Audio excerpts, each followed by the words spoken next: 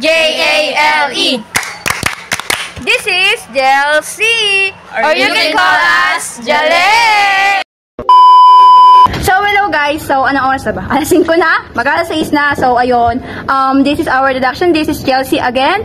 And we're gonna we're gonna share about the 3 types of media, which is print media, broadcasting media, and of course, the New media. Yeah, new media. Yes.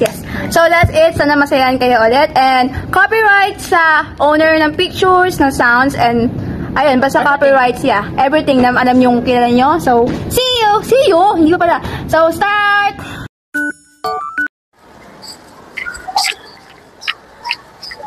Uy! Libro! Hello. Sorry. Sige. Ate. Uy! Flyers! Bruh. Ay, sorry po ulit. Sorry. Uy! Newspaper? Ikaw na naman. Sunod ka na sunod sa akin ng... Alam mo ba kung bakit ako sumusunod? Kasi yung mga dadla mo noon, yung mga hawak mo noon ay example ng print media. Ang print media, alam ko na yun eh. Bakit mo ba sinasabi sa... Alam mo kung bakit sinasabi ko? Kasi ang print media, katulad ng sinabi ko kanina, yung mga hawak mo example ng print media, ginawa nila ito noon para magkaroon ng kopya ang bawat newspaper at book at para naman mabasa ng mga iba't ibang tao. So yun lang. Babush! Paliw!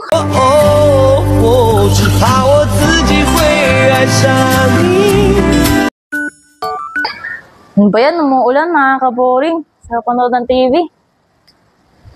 Where the hell is my coffee? Ay, coffee! Who are you? Laida Magdalas po. Nag-a-apply na editorial assistant. You're hired. Ano ba to? Parang ibang very special love ata to ah. Low quality. Patayin ko na nga. Kinig na nga lang ako radyo.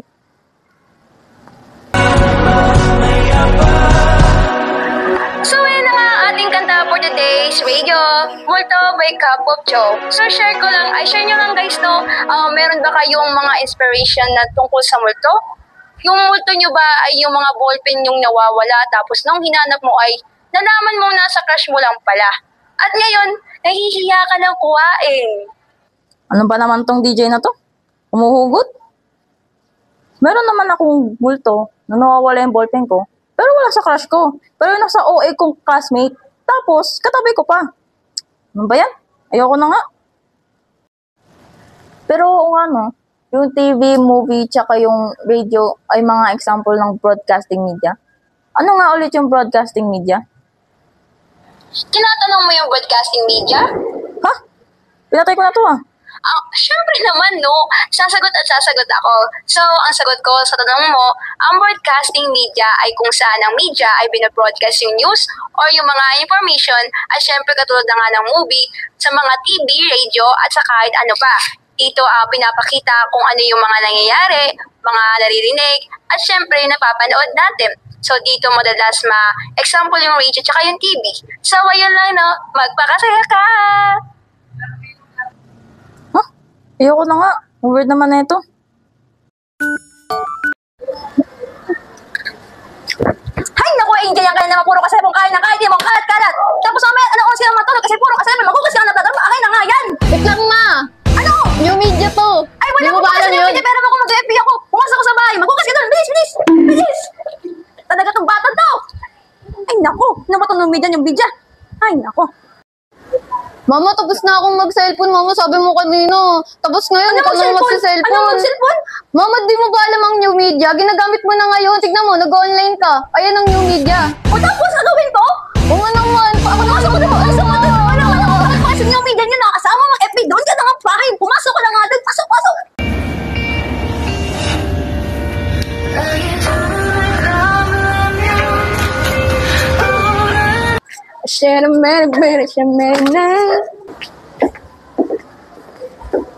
Ano yung harap?